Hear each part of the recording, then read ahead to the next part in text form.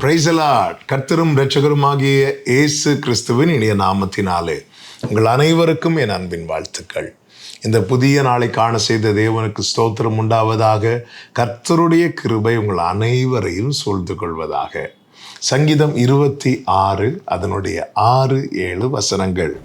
கர்த்தாவே, நான் துதியின் சத்தத்தை தொனிக்க பண்ணி உம்முடைய அதிசயங்களை எல்லாம் விவரிப்பதற்காக நான் குற்றமில்லாமையிலே என் கைகளை கழுவி உம்முடைய பீடத்தை சுற்றி வருகிறேன்.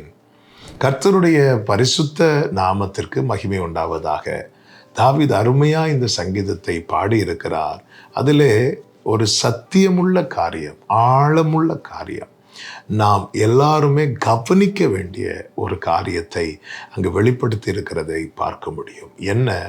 துதியின் சத்தத்தை நான் தொனிக்க பண்ணுவதற்காக உம்முடைய அதிசயங்களை, நீர் செய்தவைகளை, அதாவது உம்மை பற்றி நான் சொல்வதற்காகவும் துதியின் சத்தத்தை, உம்முடைய துதியை நான் தொனிக்க பண்ணுவதற்காகவும் நான் என்ன செய்கிறேன் தெரியுமா? என் கைகளை கழுவுகிறேன்.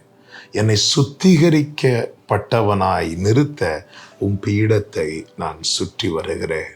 எவ்வளவு அருமையான அர்ப்பணிப்புள்ள ஒரு காரியத்தை தாவீதின் வாழ்க்கையிலே வெளிப்படுத்தப்பட்டதை நம்மால் பார்க்க முடியும்.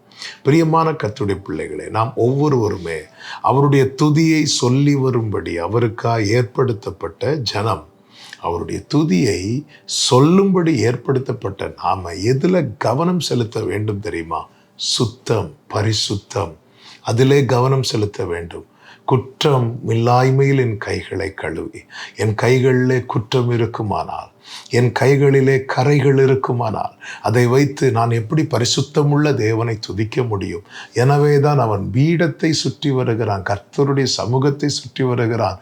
தன் கைகள் கழுவப்பட, அதாவது தன் கிரியைகளில் மாற்றம் உண்டாக. கைகள் கழுவப்படுவதென்றால் என்ன? கிரியைகளிலே ஒரு சுத்திகரிப்பு, வேண்டாத பலவீனங்கள் அகற்றப்பட, வேண்டிய கிரியைகள் வெளிப்படுத்தப்படும்படியான சுத்திகரிப்பு. அதுதான் தேவ சமூகத்திலே தேவ பிள்ளைக்கு கிடைக்கப்படுகிற சுத்திகரிப்பு.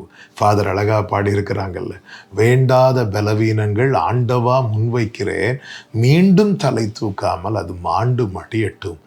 ஏன் இப்படி ஒரு நிலையை தாவீது எடுக்கிறார் என்றால், தாவீது சொல்லுகிறார், நான் அவருடைய துதியை தொனிக்க பண்ணவும் அவருடைய அதிசயங்களை விவரிக்கவும் வேண்டும். பிரியமான கர்த்தருடைய பிள்ளைகளை, கர்த்தரை ஆராதிக்கிறோம், கர்த்தரை துதிக்கிறோம், கர்த்தரை மகிமைப்படுத்துகிறோம். நம் கைகள் சுத்திகரிக்கப்பட, நம்முடைய கிரியைகளிலே மாற்றம் உண்டாக அவர் சமூகத்திலே நம்மை விட்டு கொடுக்கிறோமா?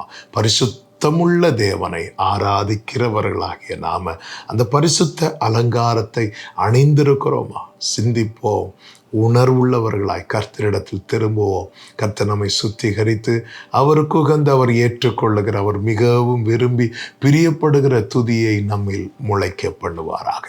செபிக்கலாமா? எங்கள் நல்ல தகப்பனே, நாங்கள் ஆண்டவரே பாடுகிற பாடல்களானாலும் சரி, எங்கள் வாயின் வார்த்தைகளானாலும் சரி, எங்கள் இருதயத்தின் தியானமானாலும் சரி, உமக்கு பிரீதியாயிருக்கும்படிக்கு எங்களை சுத்திகரிக்க எங்களை ஒப்பு கொடுக்கிறோம். உம் பீடத்தையே சுற்றி வருகிறோம். ஆட்கொள்ளும், மகிமைப்படுவீராக. இயேசுவின் நாமத்தில் பிதாவே, ஆமென்.